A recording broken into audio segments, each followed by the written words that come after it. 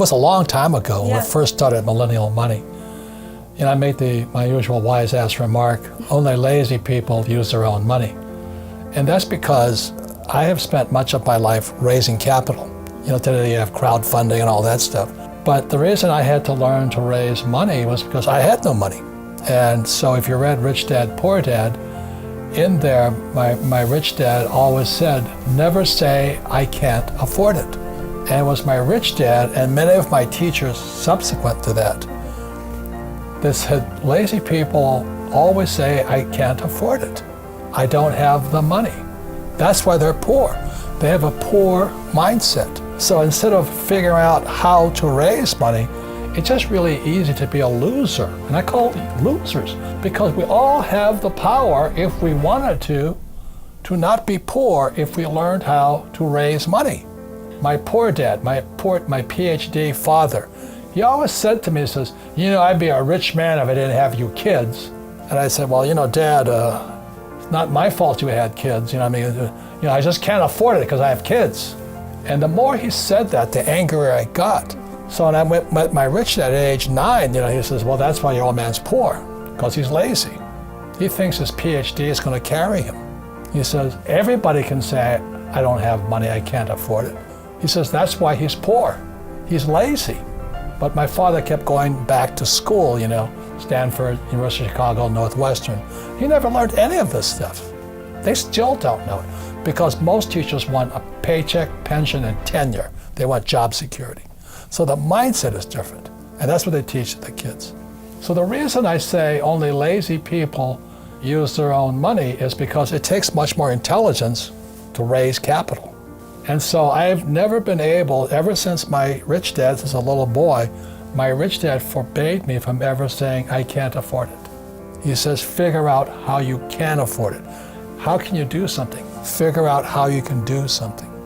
So over my lifetime, most of the projects I've started, I've never had any money. I like not having money because it forces me to think. I get creative. I have to educate myself. I have to talk to rich guys. Hey, how'd you do this? How'd you do that? How'd you do that? And what has happened to me, I just turned 72, I've never needed money because if I need money, I figure out how to raise it. It's easy to say I can't afford it. All the poor people say, well, let's tax the rich. All the poor people are saying, well, give me a free education, free food, free schooling, free manicures, free pedicures.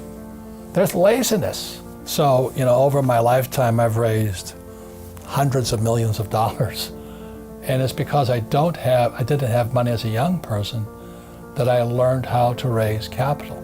And it's really quite simple. You have to find an asset that's worth more than me. If they can't invest in me because that's called slavery, buy me. So what I do is, when I started off, I read about it in Fake.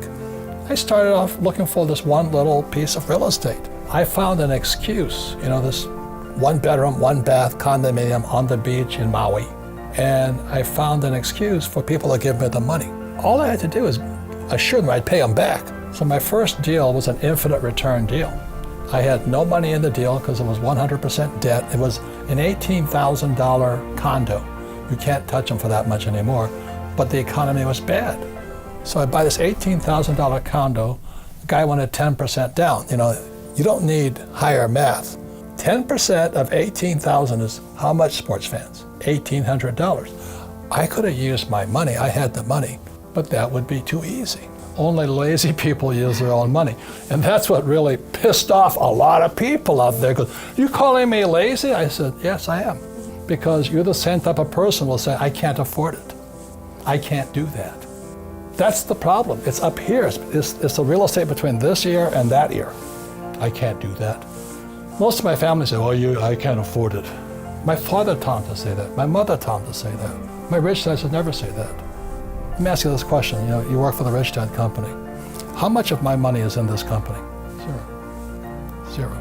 Well, number one is investing. Invest in what you love. I love business.